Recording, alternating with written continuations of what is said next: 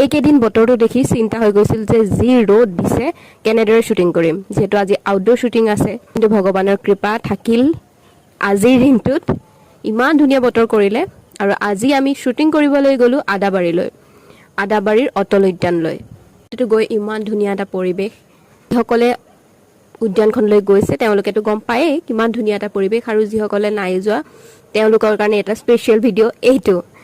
Air শ্বুটিঙৰ মাজত আমাৰ পাগলামি, এটা ৰিল শ্বুটিং কৰিবলৈ লৈছিলোঁ, তাৰ মাজত এইবোৰ অলপমান ফটো এইবোৰতো থাকেই, কাৰণ শ্বুটিংটো চলি থাকিব, তাৰ মাজে মাজে অলপমান ধেমালিও কৰি থাকিব লাগিব, নহয় জানো।